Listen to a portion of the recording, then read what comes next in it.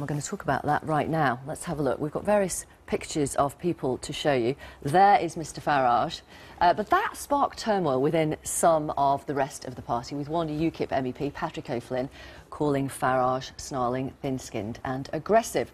Now, the party's sole MP, former Tory Douglas Carswell, there he is, urged the party leader to take a break after the campaign. He also criticised what he said was an ill-advised decision to raise concerns about immigrants coming to Britain for free treatment for HIV, saying UKIP had not been striking the right tone. Deputy Chairman, one of them, Suzanne Evans, said nobody wanted the UKIP leader Nigel Farage to stand down, but that the party needed to diversify and become more inclusive. Now the party has lost several senior advisers. Mr O'Flynn has stepped down as the party's economic spokesman and apologised for airing his opinions in public. Miss Evans is no longer head of policy. UKIP insisted she wasn't sacked, but had come to the end of her contract. We'll talk to her in just a moment here in the studio. But despite all of the infighting since the general election, Mr Farage told Radio 4's Today programme this morning that its members are standing firm. What has happened in UKIP is since the election, after the pressure cooker atmosphere of a campaign office, one or two regrettable things were said and done by a very small number of people.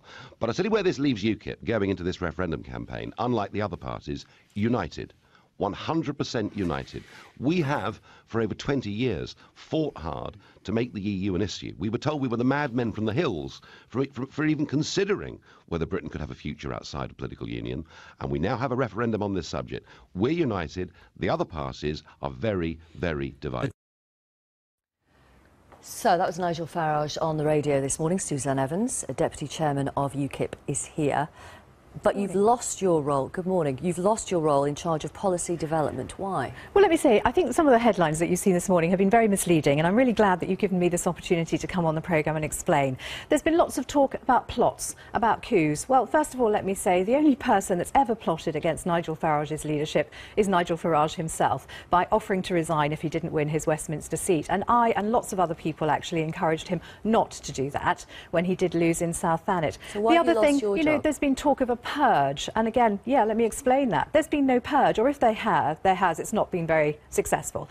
When I last looked, Douglas Carswell is still an MP for UKIP, Patrick O'Flynn is still a UKIP MEP, and I'm still UKIP Deputy Chairman. All that's happened in my case is that my contract has come to an end. I had a 5-month contract to write the UKIP manifesto, which everyone hailed, including Nigel Farage, hailed as a success, and that contract has now ended. Now, I don't know what parallel universe journalists live in, whereby a contract coming to an end can be deemed a sacking, but that's certainly not how I see it.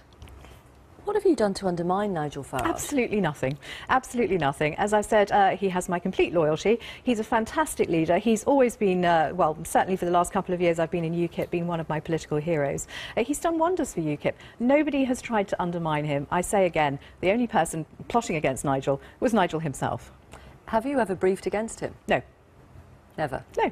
Absolutely not. Why would I want to? He is my boss. You did want him I'm to very take loyal a break to him. for a while, didn't you? Oh, is that briefing against him? No, no, absolutely I'm not suggesting not. The two are the same thing. And no. he is going to take a holiday, I gather. He's going fishing. Well, the people who've suggested he take a break or have a holiday don't seem to be in his favour anymore. Well, you know, Victoria, I'm sorry, I think you're buying into this rather hostile media agenda, which has been whipped up not by myself or anyone else in UKIP, but by, I'm afraid, rather poisonous ex-aides of Nigel's who have now left the party. And I actually think the media know who these people are, and they know that they're briefing behind the scenes. But they've gone, as you said, one's gone back to the States. Exactly. Well, you're saying they're doing it from there? Well, he's working elsewhere now, I gather, in London. But, it just for his own good, I think the media needs to stop giving him this publicity. Whatever he's doing, whoever he is, it looks to a lot of people that anybody who's suggested that Nigel Farage should have a break as leader or should take a holiday somehow end up falling on their sword. And it's quite a coincidence. Well, it is quite ridiculous, isn't it? But I think it is purely a coincidence. I mean, does anyone really seriously want to deny Nigel a holiday, for goodness sake? Let's be sensible about this. Tell us about the conversation you had with Mr Farage about relinquishing this role. I haven't had a conversation with him about him. Why should I? The contract's coming to an end. Have you talked to him about Patrick O'Flynn stepping down as economic spokesman? No, I haven't, but I have spoken to Patrick about it, and I know that was a decision he made very freely of his own free will and volition. Again, I said, are you sure you want to do this, Patrick? And he said, yes, it's a very tough job. You know, he's got a young family, and it is something I'm pretty certain he did of his own free will and volition. But that's not why he stood down, is it?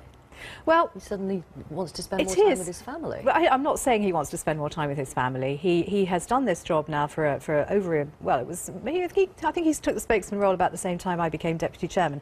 So over a year. It's a tough job. And remember, you know, we see Patrick O'Flynn doing the media in London. Let's not also forget he has a huge amount of committee work to do in Brussels as well, and voting in Strasbourg.